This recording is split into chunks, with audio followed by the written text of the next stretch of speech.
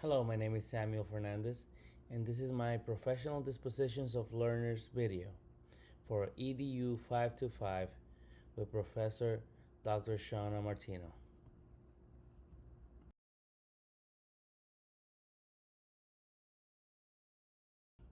The dispositions that I possess that will make me a successful teacher are high expectation, professional conduct, honesty, and dedication. I have high expectations for all my students, and I believe that they can all be successful.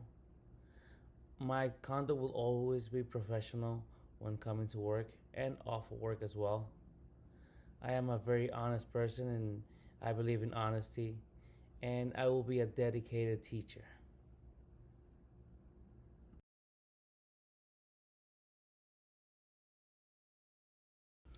The disposition that I need to work on before I enter a classroom for the first time as a teacher will be reflection.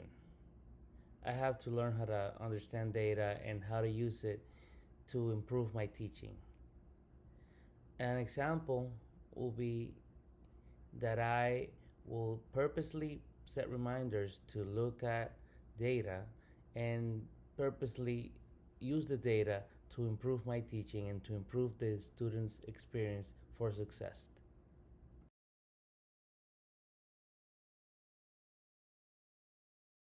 These dispositions are definitely a guide to better understanding culture and learning from families and building a stronger relationship with them as well as students. Because when you have high expectations and you identify the strengths and weaknesses of students, you start to work with them and learn what makes them better and what makes them weak. So you can work on their weaknesses and reinforce their strengths, as well as respect for the diversity of others. When you have respect, you build that community of trust and respect with the families, with the students, and even with your fellow staff members. And when you have a professional conduct as well, you exhibit that you are in time all the time, that you have initiative and dedication, and that you care for the student, and not just for his academics, but you care also for the whole person. And when you have honesty, there's no way of feeling mistreated by the parents, or the parents won't feel like that you lied to them, or the students won't feel like you set them up for failure because you didn't meet the they didn't meet the expectations, so they weren't prepared because you didn't say the truth to them or you weren't honest enough. And by being dedicated,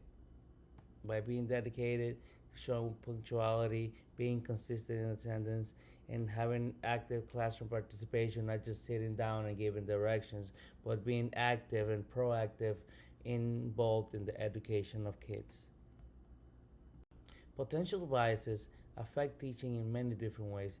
One that I can think of is when you have a certain group and you have a bias for that group, of that group being oppressed or being diminished or mistreated, you start to feel sorry for them, and instead of helping them succeed and helping them be successful, what you do is that you make excuses for them and you don't help them academically.